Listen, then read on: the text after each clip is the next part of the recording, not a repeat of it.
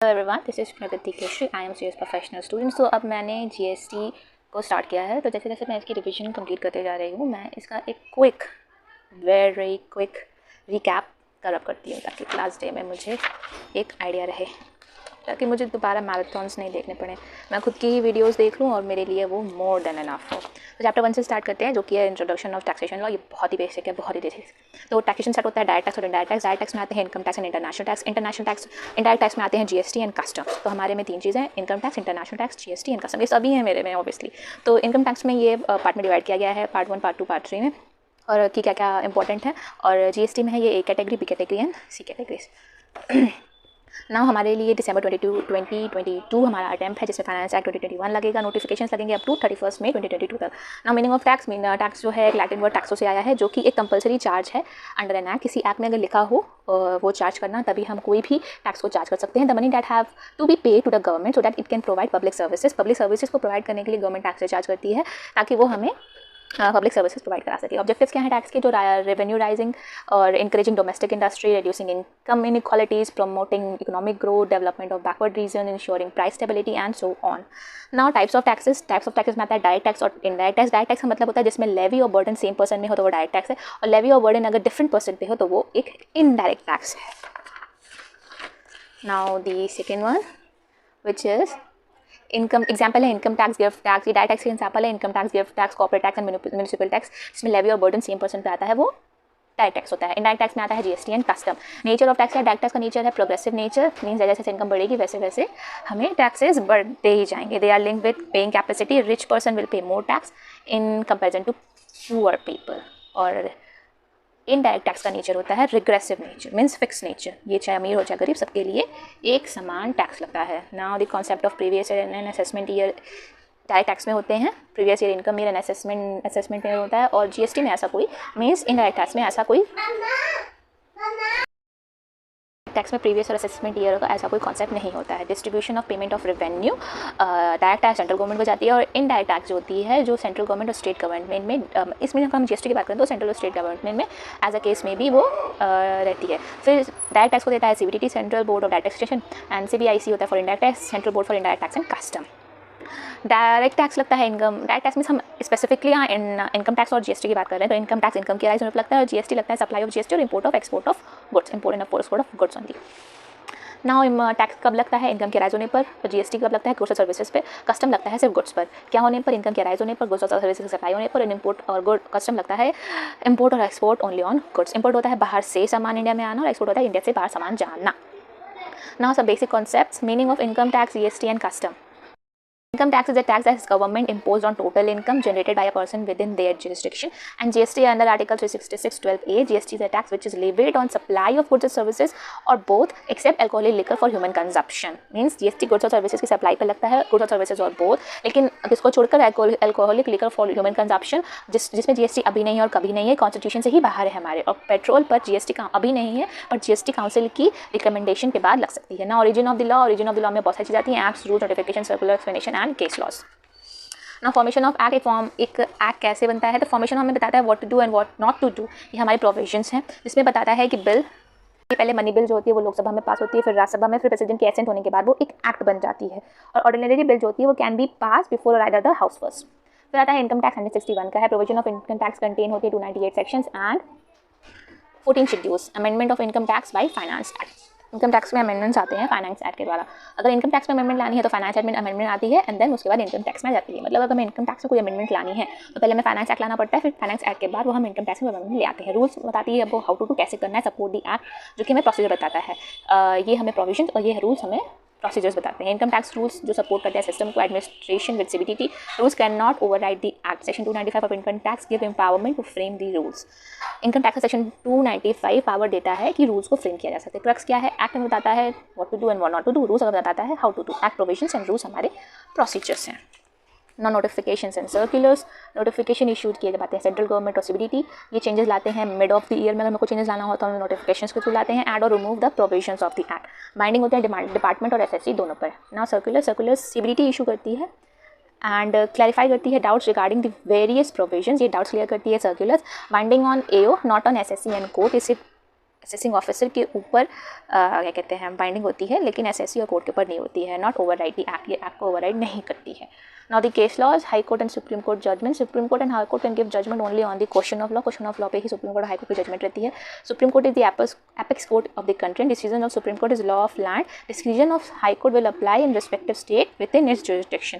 मतलब supreme court की कोई भी जजमेंट तो लॉ ऑफ लैंड होती है, वो एपेक्स कोर्ट होता है, उसकी डिसीजंस पूरे इंडिया पे लागू होती है, लेकिन हाई कोर्ट की डिसीजन उसके जुरिसडिक्शन तक ही लागू होती है। अगर दूसरा कोर्ट चाहे तो उसे सिर्फ रेफर कर सकता है। फिर आता है important points. Income tax act में एक एक्ट होता है टोटल। जीएसटी में हमारे 35 एक्ट होते हैं। जीएसटी में 35 एक्ट्स होते हैं, 1 of CGST, 31 of HGST, 1 IGST, 1 UTGST and 1 GST compensation act 2017।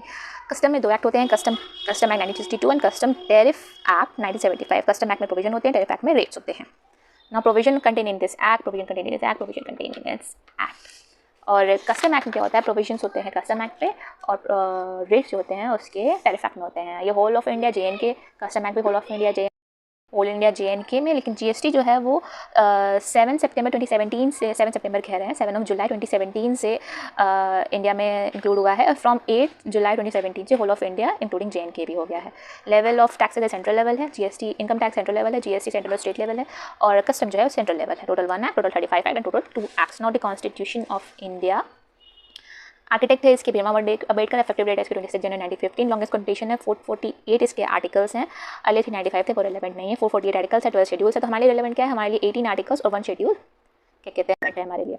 Now तो लिस्ट ऑफ 18 आर्टिकल्स में जिसमें ओल्ड आर्टिकल्स है, न्यू आर्टिकल्स है, अमेंडेड आर्टिकल्स है, जो जीएसटी के लाने की वजह से लाए गए हैं। तो लिस्ट 1 से हमारा 82 में लिस्ट 1 एंट्री नंबर 82 में इनकम टैक्स है, एंट्री नंबर 83 में कस्टम है, एंट्री नंबर 84 में एक्साइज है, एंड लिस्ट 2 की एंट्री नंबर 46 में है एग्रीकल्चरल इनकम के बारे में। Now the contents of the article, old articles पढ़ेंगे।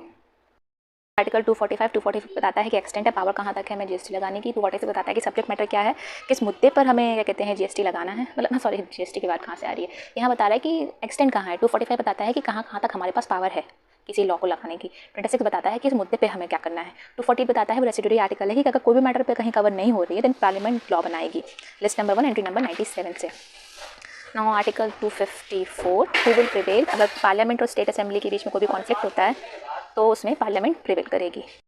ये आर्टिकल 265 कहता है कि no tax shall be levied और collected without authority of law. जब तक हमारी लॉ नहीं कहेगी तब तक किसी के पास अथॉरिटी नहीं है टैक्स को कलेक्ट करना या लेवी लगाना। 270 article 270 talks about the distribution of tax between union and states. 271 power बताती है levy cess and surcharge by parliament. 246 एक स्पेशल प्रोविजन है विद रिस्पेक्ट टू जीएसटी लाया गया है। 269 ये हमारे सारे अमेंडेड आर्टिकल्स हैं जो जीएसटी के आने की वजह से लगे, ये हम आगे पढ़ेंगे, सब हम आगे पढ़ेंगे। ये हमने पढ़ा है एंट्री नंबर 82 जो इनकम टैक्स की बात करता है, 83 कस्टम लॉ, 84 एक्साइज ड्यूटी के बाद, और लिस्ट 2 की एंट्री नंबर 46 से हमारी एग्रीकल्चर इनकम होती है। डेफिनेशन ऑफ इंडिया में आती है territorial water of India 12 nautical mile, economic exclusive economic zone 200 nautical mile, और उसके हाई सी सेल्स होते हैं जो हमारे इंपोर्ट एक्सपोर्ट बच जाते हैं। तो ये हमारा डायग्राम है, मैं इसको क्या एक्सप्लेन करूँ, जब तुम खुद रीड करोगे तो तुम्हें खुद ही समझ में आ जाएगा। नाउ इंपॉर्टेंट ये है कि 28 स्टेट्स हैं और 8 यूटी हैं, जिसमें से 8 यूटी हमारी 5 यूटी विदाउट लेजिस्लेचर वाली हैं और 3 यूटीज़ हमारी विद लेजिस्लेचर वाली हैं जो कि डीम टू बी स्टेट है, जिसमें दिल्ली, पौंडीचेरी और जम्मू एंड कश्मीर आता है। एक्सपोर्ट हमारी रिलेटेड होती हैं जिसमें जीएसटी नहीं लगता है। एक्सक्लूसिव इकोनॉमिक जोन में oil and natural gas purpose के लिए सिर्फ होता है। ना बाकी ये मैंने वही बताया है, ये इंडिया की डेफिनेशन है। And this is article 265। 260 कहता है no tax shall be levied और collected under the authority of law. जब तक लॉ हमें नहीं कहेगी तब तक हम कहते हैं टैक्स लेवी और कलेक्ट नहीं कर सकते हैं। इनकम टैक्स में 1 एक्ट है, कस्टम में 2 एक्ट्स हैं, एंड जीएसटी में 35 एक्ट्स हैं। अपोर्शमेंट ऑफ जीएसटी, ये हमें जीएसटी की अपोर्शनमेंट बताता है, और ये 269 A shall be apportion between union, union और स्टेट के बीच में कैसे कोई टैक्सेस जो है वो अपोर्शन किए जाएंगे, ये उसके बारे में बताता है। मतलब से मतलब है कि जो स्टेट एसजीएसटी जो आएगी वो स्टेट के पास जाएगी, लेकिन जो सीजीएसटी आएगी उसमें कुछ सीजीएसटी रखेगी, उसमें कुछ पोर्शन स्टेट का भी रहेगा, तो उसमें कुछ पोर्शन स्टेट गवर्नमेंट को भी जाएगा। जीएसटी किसी भी पर्सन पर रजिस्ट्रेशन और रजिस्ट्रेशन में होगा, लेकिन रेवेन्यू कंजम्पशन स्टेट को मिलेगा। ठीक है, जीएसटी में रजिस्ट्रेशन उस पर्सन की ओरिजिन स्टेट है, मतलब वो पर्सन कहाँ रिसाइड कर रहा है उसकी रजिस्ट्रेशन उस पर डिपेंड करेगी, लेकिन उसका रेवेन्यू मतलब कि किस स्टेट में कितना कंजप्शन ज़्यादा है, वहाँ की रेवेन्यू जहाँ पे किसी भी स्टेट की रेवेन्यू उस पर डिपेंड करेगी कि उस स्टेट का कंजप्शन कितना ज़्यादा है। जिस स्टेट का कंजप्शन सबसे ज़्यादा होगा उस स्टेट की रेवेन्यू उतनी ही ज़्यादा होगी जीएसटी के through. Article 279 capital a formation of GST council. GST council एक कॉन्स्टिट्यूशनल बॉडी है जो कि जीएसटी के मैटर से रिलेटेड काउंसिल बनाई गई है। ये 60 डेज़ में फॉर्म होनी थी, विद इन 60 डेज़ फ्रॉम 8 सितंबर 2016, और ये फॉर्म हो जाती है हमारी 12 नवंबर 2016 को। Bill number 122 and act amendment number 101 में टोटल 33 मेंबर्स होते हैं। चेयरपर्सन होते हैं यूनियन फाइनेंस मिनिस्टर, जिसमें 2 तुम्हारे सेंट्रल गवर्नमेंट के होते हैं और बाकी हमारे कितने होते हैं, बाकी सारे हमारे स्टेट के होते हैं। Chairperson of union finance minister और मेंबर ऑफ CGIRS ऑफिसर होता है, मेंबर ऑफ FSG होता है और finance minister others nominated by state government by chairperson होता है। कोरम रिकॉर्ड होती है 50% की, votes in favour should be 3/4 और CG के शेयर 1/3 होते हैं और SG के शेयर 2/3 होते हैं। GST council recommendation of following, किस चीज़ में रिकमेंडेशन देती है? टैक्स टू बी सब्स्यूम, कौन से टैक्स और सब्स्यूम होनी चाहिए? Goods and services to be subjected और to be exempted from GST and apportionment of GST, special rate of specified period, threshold limit of turnover, special provision with respect to special category states. बाकी ये सब examples हैं GST council के quorum और उसकी meeting के लिए। Article 270 distribution of tax between union and state. फिर आता है अमेंडमेंट आफ्टर GST, ये सब हाँ ये है कि GST शैल बी लेविड और intra state supply shall also be distributed among CG and SG। जो CGST लेवी होगी इंट्रा स्टेट पे, मतलब जिसमें CGST और SGST होती है वो डिस्ट्रीब्यूट की जाएगी CG और SG में, लेकिन IGST जो होगी वो भी अपोर्चमेंट की जाएगी CG, वो भी डिस्ट्रीब्यूट की जाएगी। जैसे IGST जो होती है, जैसे कि इनकम टैक्स CGST पे जाती है, अपोर्चमेंट होती है। CGST तुम्हारा CG को जाता है और SG को भी जाता है। SGST तुम्हारी सिर्फ SG को जाएगी, CG को नहीं जाएगी। UTGST तुम्हारी CG को जाएगी, SG को नहीं जाएगी। और IGST तुम्हारी जो होती है वो CG और SG दोनों को जाएगी। फिर उस CG का भी जो पार्ट होगा वो भी तुम्हारे CG और SG में डिस्ट्रीब्यूट होगा।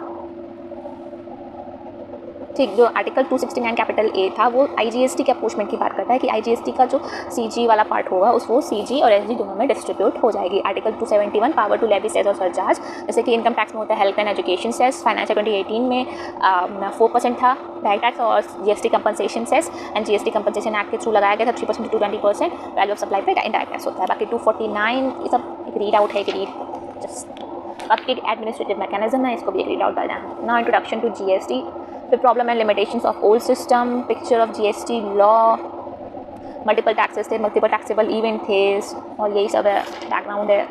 फिर है special provisions knoll and this. फिर ये है कि section 8 of IGST talks about the intra state supply and section 7 of IGST talks about the interstate supply. Intrastate supply where the location and place of supply same state और same UT में हो तो वो intrastate होता है। where the location and place of supply to different state, to different duty, to different country, one state or one UT, one supply to SEZ, supply by SEZ, तो वो IGST होता है।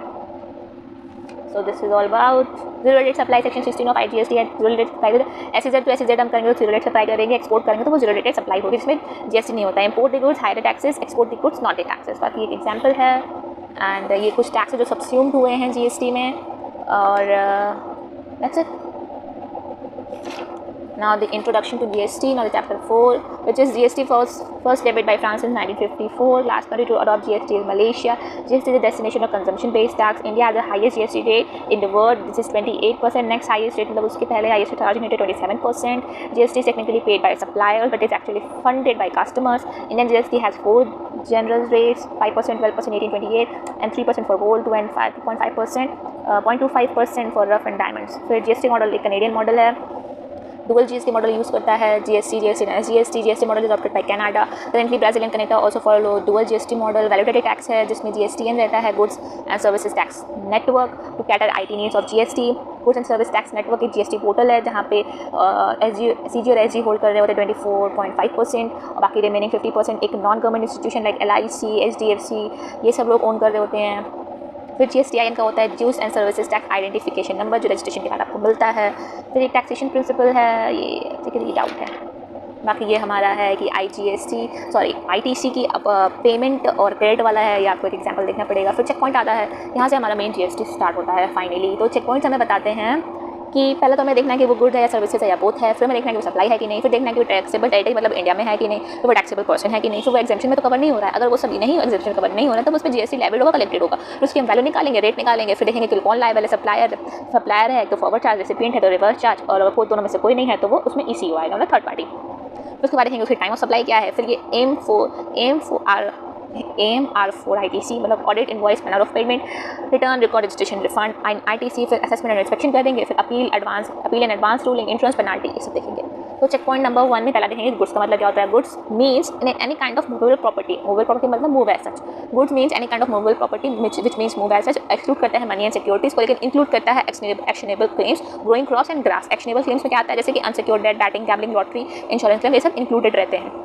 Services means anything, services means anything includes goods, money and securities. ये include करता है activity relating to the use of money where separate consideration is charge. मतलब money को तो एक्सक्लूड करता है, लेकिन उसकी यूज ऑफ मनी पे हम जीएसटी लगाते हैं क्योंकि वो सर्विसेज में आ जाएगा। और वो यूज ऑफ मनी में क्या आता है, जैसे कमीशन, ब्रोकरेज फर्म्स जो हमसे लेती हैं ट्रेडिंग के दौरान, interest on loan processing charge, demat account charge, arranging transaction of securities, ये सब चीज़ें हमारे यूज ऑफ मनी में आ जाती है।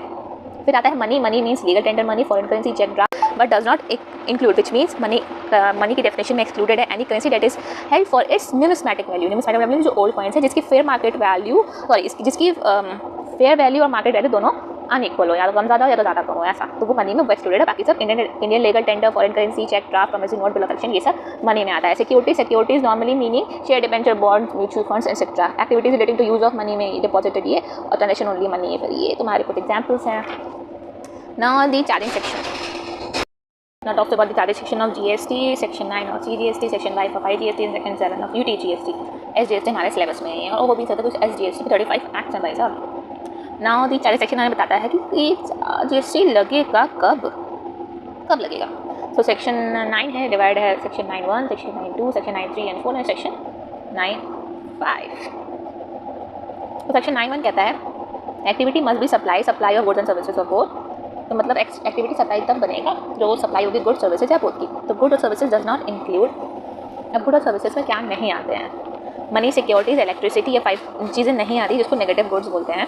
तो money, securities, electricity, alcoholic liquor for human consumption and 5 petroleum products, ये सब हमारे गुड्स और सर्विसेज में नहीं आते हैं। Other than negative goods value determined under section 15। Under section 15 में आता है टैक्स रेट होते हैं 20+20%, मतलब maximum 20% CGST, maximum 20% SGST, maximum total 40% maximum rate ला सकते हैं। कलेक्शन ऑफ GST आर में भी प्रेस्क्राइब है। Tax paid by taxable person. अब टैक्सेबल पर्सन क्या होता है, taxable person means a person who is registered और voluntary registration liable to be registered under section 22 and under section 24। Under section 22 में तो रजिस्ट्रेशन का प्रोसेस बताते हैं, और 24 में जिनके लिए डीम टू है कि शुरू से उनको रजिस्ट्रेशन करानी ही करानी है। तो GST इसका क्रक्स क्या आता है, GST में GST देना या देना पर्सन की रजिस्ट्रेशन पर डिपेंड नहीं करता है।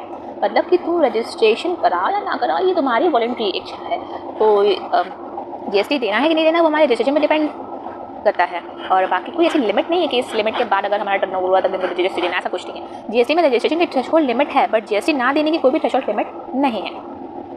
फिर as per section 9 of CGST act specified that CG and SG may specify rate of tax not exceeding 20%, but at present ये 4 rates of CGST has been prescribed for goods 2.5%, 6%, 9% and 14%। मतलब maximum कोई 28% तक CGST और SGST लगता है। Sorry, maximum rate अभी 28% लगता है, तो मैक्सिमम हमारा 14% लगता है CGST में, 14% लगता है हमारा SGST। Now the CGST rate में हमारा CGST और SGST रेट हमारे इक्वल होते हैं, और IGST रेट हमारा इक्वल होता है CGST प्लस SGST और CGST और UTG। CGST plus SGST, CGST और CGST प्लस UTGST। सेक्शन 9(2) बताता है कि GST इन 5 पेट्रोलियम प्रोडक्ट्स पर एप्लीकेबल नहीं है। सेक्शन 9(1) कहता है कि GST कब लेविट होगा, टैक्सेबल इवेंट क्या होगी, किस वैल्यू पे GST लगेगा, रेट क्या होगा, और GST में एक्सक्लूड क्या होंगे, कौन सी चीज़ एक्सक्लूडेड होंगे, कलेक्शन प्रोसीजर क्या होगा। हमने सेक्शन 9(1) में पढ़ा। 9(2) में पेट्रोलियम प्रोडक्ट्स के बारे में बताया गया कि 5 पेट्रोलियम प्रोडक्ट्स कौन से होते हैं, petroleum crude, high speed diesel, motor spirit, natural gas and aviation turbine fuel. और सेक्शन 9(3) एंड 9(4) जो हमारे रिवर्स चार्ज मैकेनिज्म के बारे में बताता है। सेक्शन 9(3) एंड 9(4) जो हमें रिवर्स चार्ज बताता है, reverse charge mechanism mean liability to pay tax by the recipient of supply of goods और सप्लाई ऑफ सर्विसेज और बोथ इंस्टेड ऑफ सप्लाई। मतलब अभी तक तो जो फॉरवर्ड चार्ज मैकेनिज्म मतलब कि फॉरवर्ड चार्ज मैकेनिज्म में बहुत सारी चीज़ आ जाती हैं, गुड्स सर्विसेज और उनकी बोथ के बहुत सारी चीज़ आती हैं। तो फॉरवर्ड चार्ज मैकेनिज्म के बारे में कि कौन कौन सी चीज़ आती है जाना चाहता हम रिवर्स चार्ज में जाना है कौन कौन सी चीज़ में जो रेसिपिएंट होता है वो लायबल होता है GST पे करने के लिए। वो 30 आइटम्स होते हैं, 8 of goods and 22 of services. ये जान लेंगे तो हमें इन सबको छोड़ के जो बाकी सब हमें फॉरवर्ड लगेगा और इन 30 में रिवर्स चार्ज लगेगा। ठीक, तो रिवर्स चार्ज सेक्शन 9(3) कहता है जिसमें गुड्स और सर्विसेज नोटिफाइड है, और प्रोसेस क्या होता है, सप्लायर, रेसिपिएंट और GST डिस्चार्ज बाय रेसिपिएंट। और सेक्शन 9(4) में नोटिफाइड पर्सन में नोटिफाई किया गया, गुड्स और सर्विसेज में नोटिफाई किए हैं, जिसमें से एक ही चीज़ आ रही है रजिस्टर्ड सर्विसेज में, जिसमें बिल्डर जो होती है वो अनरजिस्टर्ड पर्सन से जब परचेज कर रहा होता है तो उसमें बिल्डर की लायबिलिटी होती है GST पेमेंट के लिए। बाकी सब हम पढ़ेंगे सेक्शन 9(3). सेक्शन 9(3) में तुम्हारे स्पेसिफाइड आते हैं स्पेसिफाइड गुड्स, जिसमें तुम्हारे हमने बताया इसको पल्सर CVT। पल्सर पे तुम्हारा होता है private sector lending certificate, used vehicles, lottery, silk yarn, raw cotton, cashew nuts, beedi wrapper and tobacco leaves. तुम्हारे हैं cashew nuts, beedi wrapper, tobacco leaves, silk yarn, raw cotton, lottery, use vehicle, seize और confiscated good और old use good. ये सब में जो भी तुम्हारे रिसीवर ऑफ गुड्स होंगे रजिस्टर्ड पर्सन। हाँ, हमें बता दें पहले कि जो रिवर्स चार्ज में जो चीज़ें गुड्स और सर्विसेज आती हैं उसमें लाइबल होता है कि आपको शुरू से रजिस्ट्रेशन कराने पड़ती है। तो ये आरपी तुम्हारा रजिस्टर्ड पर्सन है, मतलब यहाँ पर तुम्हारा रजिस्टर्ड पर्सन ही लाइबल होता है जीएसटी पेमेंट के लिए। तो ये तुम्हारे हो गए गुड्स, जिसमें है Pulsar CBDT, private sector lending certificate, use vehicle goods, lottery, silk yarn, raw cotton, cashew nuts, जो तुम्हारे शील्ड और नॉट पील्ड हो, बीडी रैपर और टबैको लीव्स। ये तुम्हारा this is private sector lending certificate. ना अब आता है हमारा एग्रीकल्चरिस्ट कौन होता है। एग्रीकल्चरिस्ट मीन्स एन इंडिविजुअल और एचयूएफ, ये एग्जॉस्टिव लिस्ट है। एग्रीकल्चर में सिर्फ इंडिविजुअल एचयूएफ आता है, वो जो अंडरटेक करते हैं cultivation of land by own labour, by labour of family और सर्वेंट, और जिसकी जो फैमिली को सुपरविजन में कर रहा हो वही लोग एग्रीकल्चरिस्ट होते हैं। Not specified services, specified services में हमारे मैंने यहाँ लिस्ट बनाई, चलिए उसको देखते हैं। ये देखिए, ये हमारे गुड्स की थी, जिसमें था हमारा पल्सर CBDT, cashew nut, very wrapper, tobacco leaf, silk and raw cotton, lottery, use goods and private sector lending certificate. Now the services, इसमें आता है import of services except OIDR, GTA services if for 5% वाला, advocate legal services, arbitral tribunal services, sponsorship services, director services, insurance agent, recovery agent, ocean freight, musical artistic work author, government of all services except free services, renting of immovable property, member of overseeing committee, individual DSA, bank facilitator, bank correspondent to bank correspondent, security service, lending of securities, फिर renting of motor vehicles, transport of development rights and lease more than 30 years. तो मैं बनाया है डोरा MIB GST, ताकि डोरा square वो square. आइए इसको देखते हैं स्पेसिफाइड सर्विसेज में। तो स्पेसिफाइड सर्विसेज में आता है इंपोर्ट ऑफ सर्विसेज, फिर आता है ट्रांसपोर्ट ऑफ गुड्स, जिसमें जीटीए सर्विसेज जो होती हैं हमारी, अगर ऑप्ट किया हो 12% वाला तो उसमें हम फॉरवर्ड चार्ज मैकेनिज्म लेंगे और फुल आईटीसी लेंगे, और जीटीए ऑप्ट किया हो 5% वाला तो उसमें हम रिवर्स चार्ज लगाएंगे और फुल आईटीसी नहीं रहेगी। हाँ, आज में आईटीसी हम अवेल नहीं कर पाते। फिर एडवोकेट और लीगल सर्विसेज में रिवर्स चार्ज होगा, फिर आर्बिट्रेरी और ट्रिब्यूनल सर्विसेज में हमारा रिवर्स चार्ज होगा, फिर स्पॉन्सरशिप सर्विसेज, फिर सर्विसेज गिवन बाय डायरेक्टर। अगर डायरेक्टर एम्प्लॉय नहीं है और अगर डायरेक्टर एम्प्लॉय नहीं है तो उसमें जीएसटी और आरसीएम लगेगा, जो पहले चल रहा था। लेकिन सर्कुलर के बाद आया है कि डायरेक्टर जो एम्प्लॉय है, अगर उसकी remuneration under section 92 of income tax आ रही है तो उसमें जीएसटी नहीं होगा और आरसीएम की बातें नहीं होंगी। लेकिन अगर उसकी रेवेन्यू, मतलब उसकी रेम्युनरेशन, रेवेन्यू कह रहे हैं, उसकी रेम्युनरेशन, अगर डायरेक्टर कोई एम्प्लॉय है, अगर उसकी remuneration under section 194 of income tax आ रहा है तो उसको जीएसटी और आरसीएम दोनों लगेगा। वो प्रोफेशनल फीस होगी उसकी रेम्युनरेशन, अगर वो एम्प्लॉय हुआ। अगर एम्प्लॉय नहीं हुआ तो जीएसटी और आरसीएम दोनों लगेगा। नाउ द इंश्योरेंस एजेंट, फिर रिकवरी एजेंट, फिर ओशन फ्रेट के थ्रू जो आते हैं, जो ओशन फ्रेट हमने लिए जाते हैं, वो transportation of goods by vessel from place outside India to custom clearance in India, वो उस पर हमारा रिवर्स चार्ज लगेगा। नाउ दी फोटोग्राफ, आर्टिस्टिक और म्यूजिक कंपोजर, लिटरेरी और म्यूजिकल और आर्टिस्टिक वर्क होते हैं, उसमें कंपोजर और प्रोड्यूसर जीएसटी पे करेंगे, मतलब इसमें भी रिवर्स चार्ज है। Now the all government services, सारी गवर्नमेंट की सर्विसेज में रिवर्स चार्ज है, except services given by department of post service in relation to aircraft and vessels and transportation of goods. ये 3 को छोड़ के बाकी जितनी भी गवर्नमेंट की सर्विसेज हैं उसमें रिवर्स चार्ज मैकेनिज्म है, मतलब वो बिजनेस एंटिटी पे करेगी, गवर्नमेंट नहीं पे करेगी। Now the renting of immovable property, इसमें जो रजिस्टर्ड पर्सन होगा वो कहते हैं करेगा, फिर या फिर मेंबर ऑफ ओवरसीइंग कमेटी में वो तुम्हारा आरबीआई इसमें करेगा। इसके बारे में हमें इंडेप्थ पढ़ना है आगे। तो तुम्हारा मेंबर ऑफ ओवरसीइंग कमेटी में आरबीआई पे करेगा। फिर डीएसए डायरेक्ट सेलिंग एजेंट वाले में जो होगा, डायरेक्ट सेलिंग एजेंट में सिर्फ ओनली लोन, मतलब लोन से पर्पस जो होगा वो बैंक पे करेगी, और बिजनेस फैसिलिटेटर और डीएसए में ये फिर करती है। डीएसए जिस फील्ड से लोन का काम करती है और बिजनेस फैसिलिटेटर सारे अदर काम देखती है, उसमें बैंकिंग कंपनी देखेगी। फिर बिजनेस कॉरेस्पॉन्डेंट तो बिजनेस कॉरेस्पॉन्डेंट का वर्क हुआ तो आरसीएम होगा। अगर बिजनेस कॉरेस्पॉन्डेंट और बैंकिंग फॉर्म में हुआ तो फिर वो फॉरवर्ड चार्ज हो जाएगा। सिक्योरिटी सर्विस देना तुम्हारा आरसीएम में आएगा। फिर ऑथर वाला चीज़, कॉपीराइट वाला, वो तुम्हारा एफसीएम आरसीएम दोनों में आएगा। डिपेंड करता है कि ऑथर क्या लेना चाहता है, ये डिपेंड करता है। एफसीएम आरसीएम दोनों हो सकता है। नाउ दी 19 any person other than body corporate, अगर वो renting of motor vehicle of passenger वाले अगर रेंट कर रहा है तो उसमें पैसेंजर वाले में अगर 12% है तो 5 एफसीएम और नॉट 12% है तो आरसीएम। गुड्स में अगर वो गुड्स हुआ तो एफसीएम और पैसेंजर वाला, और 5 नॉट 12% हुआ तब जाके वो रिवर्स चार्ज में आएगा। लैंडिंग ऑफ सिक्योरिटी, अगर किसी सिक्योरिटीज़ की लैंडिंग हो रही है तो बॉरोवर जो है वो पे करेगा। मतलब अगर हम अपनी सिक्योरिटीज़ को लैंड करके लोन लेते हैं तो हम जीएसटी पे करने के लायबल होंगे, मतलब ये रिवर्स चार्ज हो गया। फिर आता है TDR, transfer of development of floor space index, अगर हम अपनी जगह ले रहे हैं तो वो बिल्डर लाइबल होगा जीएसटी पे करने के लिए। अगर कोई हमने लीज दिया है कोई जगह को मोर देन 30 ईयर्स तो उसमें वो बिल्डर लाइबल होगा। तो this is all about the specified services. Now the 94 जो है हमारा, जो जिसमें पर्सन, गुड और सर्विसेज तीनों नोटिफाइड हैं, जिसमें सिर्फ एक चीज़ आती है रियल स्टेट वाली, वो है कि सब इसमें 4 कंडीशन होती है। सप्लायर जो होते हैं वो अनरजिस्टर्ड होना चाहिए, रिसीवर होना चाहिए स्पेसिफाइड रजिस्ट्रेशन पर्सन जो कि बिल्डर होता है, गुड सर्टिफाइड होनी चाहिए, सर्विस सर्टिफाइड होनी चाहिए, सर्विस रियल स्टेट और जीएसटी जो है बिल्डर देगा। दिस इज ना सेक्शन 95 स्पेशल प्रोविजन है ईसीओ वाली, जिसमें ईसीओ में तुम्हारी 3 चीज़ें, इसमें ना तुम्हारा सप्लायर पे करेगा जीएसटी, ना रेसिपिएंट पे करेगा, इसमें थर्ड पार्टी जो रहेगी वो पे करेगी। वो थर्ड पार्टी में 3 लोगों के कैब वाले 3 सर्विसेज आती हैं जीएसटी में, कैब वाली, अकोमोडेशन वाली और हाउसकीपिंग वाली। कैब में तुम्हारा हो गया ये ओयो वाला, कैब वाले में हो गया ओला उबर, अकोमोडेशन में तुम्हारा हो गया ओयो और हाउसकीपिंग में तुम्हारा हो गया अर्बन क्लैब। इसमें तुम्हारे ये सब जो होते हैं उनके हेड्स होते हैं, मतलब ये सब जो कंपनी होती है वो पे करती हैं ना। अगर कोई और अदर सर्विसेज हो other than specified services, 3 services specified, अगर इनके अलावा और सर्विसेज हुई तो ऑल गुड्स कलेक्ट करेगी TCS @ 1% under section 52, Amazon, Flipkart, BMS, Swiggy, BMS क्या है, मैंने क्या किया था याद नहीं आ रहा, स्विगी, फूड पांडा एक्सेट्रा, तो ये तुम्हारा होगा। इसी की रजिस्ट्रेशन अंडर सेक्शन 24 होती है, मतलब शुरू से ये लोग लायबल होते हैं। और ECO जो ये लोग हैं, अगर इनका का कोई भी इंडिया में अगर प्लेस नहीं होगा, if ECO not having physical presence in India, then his representative और appointed person shall be liable to pay GST। Sorry. Now the taxable event, supply, the biggest chapter, supply, valuation और ITD, ये तीन ही बहुत ही major chapter हैं GST के। ना supply क्या होगा, टैक्सेबल इवेंट क्या होगा, सप्लाई प्लस कंपोजिट सप्लाई पढ़ेंगे ना सेक्शन 7 ऑफ CGST एक्ट, और composite mix supply section 8 of CGST act. Supply में तुम्हारी ये सब चीज़ें आती है, सेक्शन 7, सेक्शन 8, शेड्यूल 1, 2 एंड 3, ये सब चीज़ें अगर हम पढ़ लेंगे तो हमारा सप्लाई कंप्लीट हो जाएगा। कंपोजिट सप्लाई हम अगर ये बता रहे हैं, कंपोजिट मतलब होता है नेचुरल सप्लाई, और मिक्स सप्लाई होता है जब नेचुरली जो नेचुरल बंडल होते हैं उनको कंपोजिट बोलते हैं, और जब कोई बंडल बनाया जाता है तो उसे मिक्स सप्लाई बोलते हैं। Now the scope of supply हमें ये सब चीज़ कवर करनी है। Section 7(1), section 7(1)(a), section 7(2), section 7(3) जो नॉट एप्लीकेबल है हमारे पर, तो हमारे पास ये तीन आते हैं। सेक्शन 7(1) में आता है 7(1)(a), 7(1)(b), 7(1)(c and 7(1)(a)(a), 7(1)(a) और 7(1)(2। ये तुम्हारा आता है कि पहले तो बताएगा कि क्या सप्लाई में आएगा, सप्लाई में क्या क्या आएगा, फिर वो सप्लाई किसकी सप्लाई बनेगा, मतलब गुड्स की बनेगा कि सर्विसेज बनेगा, फिर आता है सप्लाई में क्या नहीं आएगा, मतलब नेगेटिव लिस्ट। चलिए शुरू करते हैं।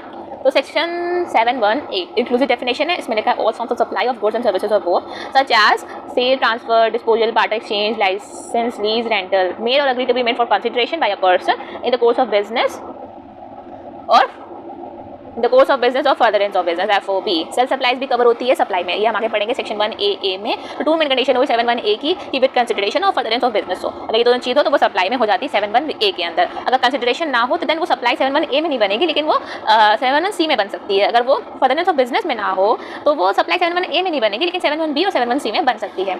नाउ द मेन की पॉइंट्स 7(1)(a) पढ़ लेते हैं हम। पर्सन अदर देन इंडिविजुअल, अगर वो एक्टिविटीज और ट्रांजेक्शन कर रहा है अपने मेंबर्स के लिए विद कंसिडरेशन, तो वो सप्लाई हो जाएगी और सेल्फ सप्लाई बोलेंगे। ये तुम्हारा कैसा हुआ, जैसे तुम्हारी कुछ सोसाइटीज और क्लब्स होती हैं, अगर वो एक फॉर्म करती हैं और अपने मेंबर्स के लिए कोई एक्टिविटीज़ या फिर कोई भी सर्विसेज प्रोवाइड करती हैं, कोई भी ट्रांजेक्शन सर्विसेज प्रोवाइड करती हैं अपने मेंबर्स के लिए, तो वो एक सप्लाई मानी जाएगी जो अभी तक मानी नहीं जा रही थी।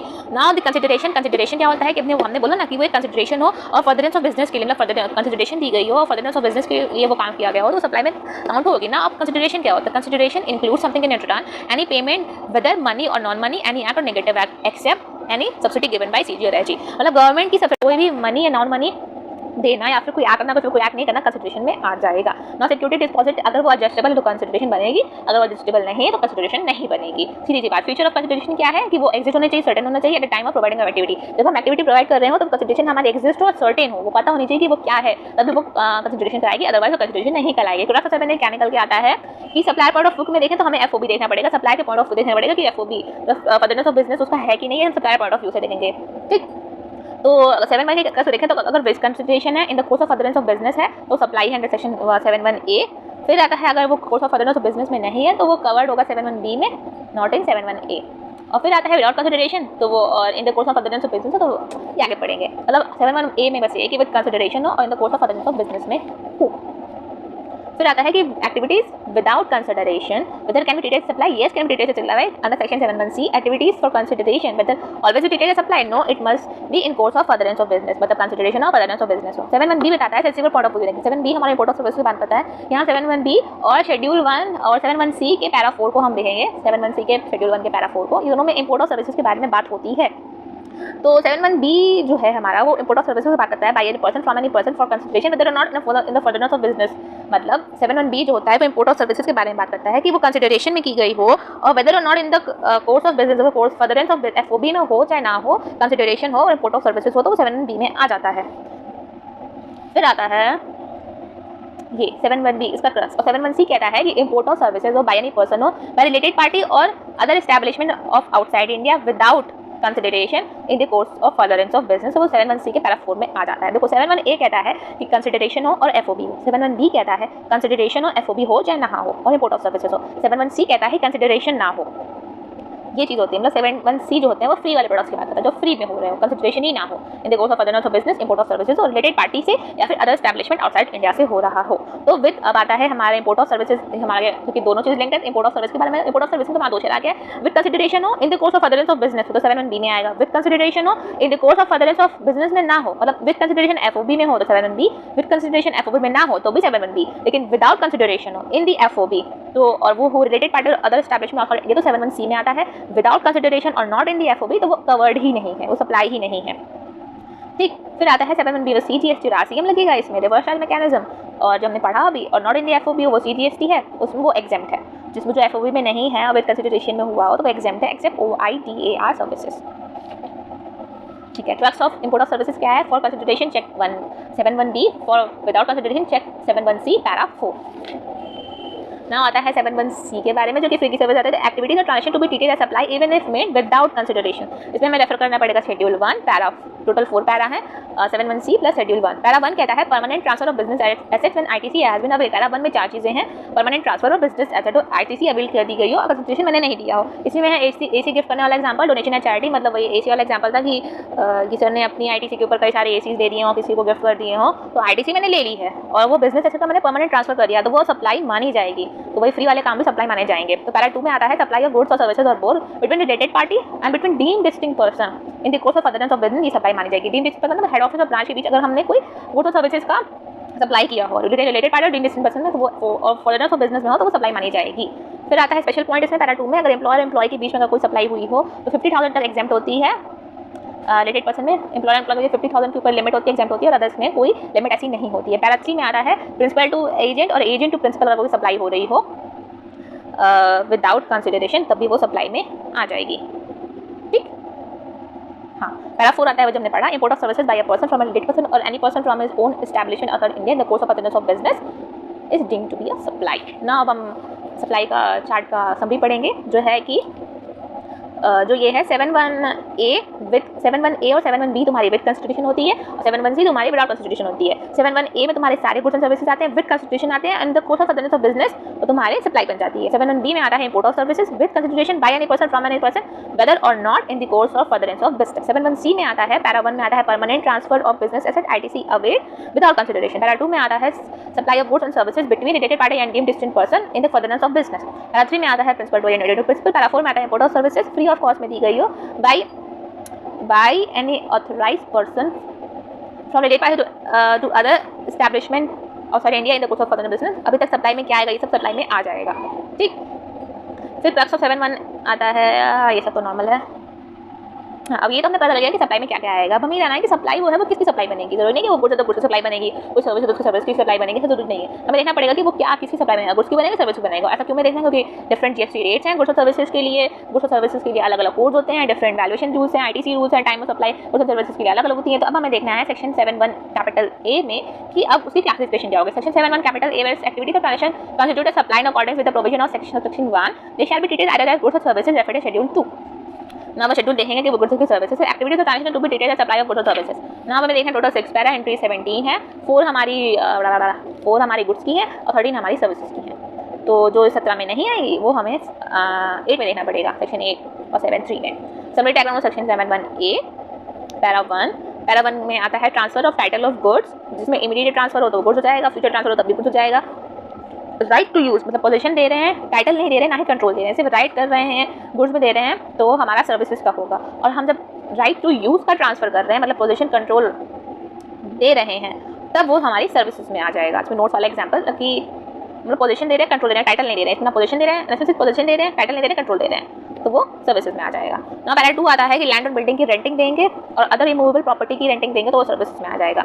नाउ पैरा 3 हमारा जॉब वर्कर वाला है, जॉब वर्कर हमारी सर्विसेज में जाती है। पैरा 5 हमारा सारा सर्विसेज वाला है, रेंटिंग ऑफ इमूवेबल प्रोडक्ट, जो ऑफ लैंडिंग बिल्डिंग हमने पढ़ा अभी। कंस्ट्रक्शन सर्विसेज एक्सेप्ट 100%, अगर हमने सेल ऑफ लैंड की गई हो, neither goods supply not service price stamp duty applicable होगा, और पार्टली पेमेंट किया हो, मतलब कंस्ट्रक्शन के पहले अगर हमने पेमेंट की है तो वो हमारा सर्विसेज बन जाएगा, और कंस्ट्रक्शन के बाद मैंने पेमेंट की है तो हमारा sale of land and building हो जाएगा, जो कि ना कि गुड्स सप्लाई है ना सर्विसेज सप्लाई है, वो स्टैम्प ड्यूटी में एप्लीकेबल होगा, क्योंकि हमारी GST में कवर ही नहीं होता है। Temporary transfer of IPR, IT software development, negative act and right to use of any goods, जिसमें पोजीशन और कंट्रोल जाता है, वो सब तुम्हारे सर्विसेज में आ जाएंगे।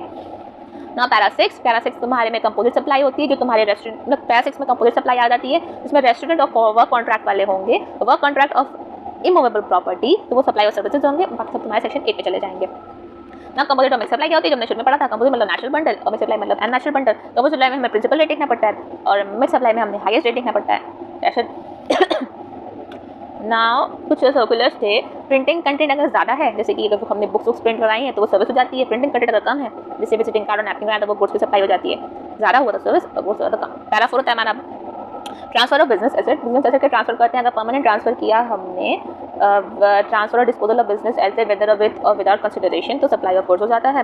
Putting goods in private use temporary, private में शादी में यूज़ करना अपना पर्सनल बिजनेस का सामान, प्राइवेट नॉन बिजनेस पर्सन और प्राइवेट पर्सन तो सर्विस हो जाती है। और सिचुएशन ऑफ बिजनेस करना हो वो तुम्हारी गुड्स सप्लाई हो जाती है। पैरा 7 हमारा ओमिटेड हो चुका है, आता है हमारा ये। चलिए सब कुछ रिकैप करते हैं 7(1)(a) का। 7(1)(a) में पैरा 1 में आता है कि जो तुम्हारा इमीडिएट ट्रांसफर होता है टाइटल ऑफ गुड्स, तो वो गुड्स की सप्लाई होता है।